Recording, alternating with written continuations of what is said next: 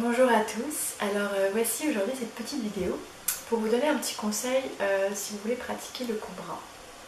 En fait très souvent le cobra il va être fait en poussant sur les bras et en fait c'est vraiment le haut du dos qui doit travailler. Le but de l'exercice c'est de venir renforcer les muscles profonds qu'on a dans la zone cervicale et haute au niveau dorsal et pour venir stimuler le système nerveux profond. Donc si on fait juste pousser sur les bras, l'effet à ce niveau là n'est pas du tout atteint en fait. Cet exercice il peut être, donc, ça peut être pour des gens qui vont faire du yoga, mais c'est aussi si vous avez des tensions cervicales, si vous avez tendance à avoir les épaules un peu arrondies, si vous avez des problèmes d'épaule, si vous avez des problèmes émotionnels plutôt divers, je dirais des perturbations, de l'anxiété, du stress, tout ce qui va perturber le système nerveux, si vous faites des allergies, l'eczéma, parce que ça va venir réguler le système nerveux profond. Alors, petite vidéo pas très longue pour vous montrer le processus pour le faire. Alors, sur un tapis, c'est mieux. Allongé sur le ventre. Hop. Donc, voilà. L'idée, pour venir fixer le bassin, c'est de décoller les genoux en contractant les cuisses. Les bras se déposent, enfin les mains se déposent au niveau des épaules. Et en fait, les bras ne vont rien faire. C'est vraiment le dos qui va travailler, c'est juste un appui pour stabiliser. Les coudes vers le haut. Et en fait, on va aller regarder vers le plafond. D'accord ? Donc, c'est vraiment mon dos qui travaille. Je soulève mon dos. Et je redescends en freinant. Donc, les bras ne font rien. J'insiste, je peux le faire sans les bras.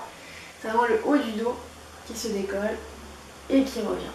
Alors, même si vous n'allez pas très haut, hein, c'est pas la compétition de l'amplitude, vraiment vous sentez ce qui se passe au niveau de vos vertèbres, les épaules bien basses, et on redescend.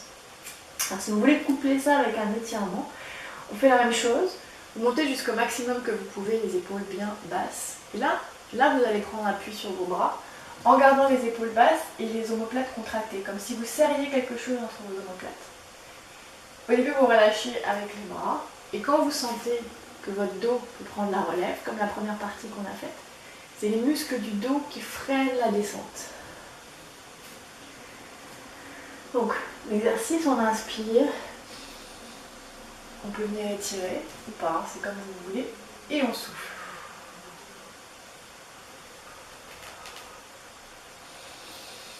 Vous pouvez le faire juste en bas.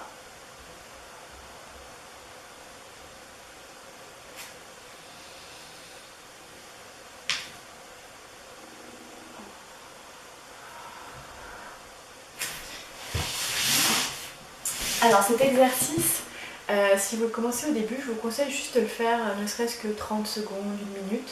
Donc vous pouvez soit alterner, monter, descendre ou maintenir la position, c'est vraiment au choix.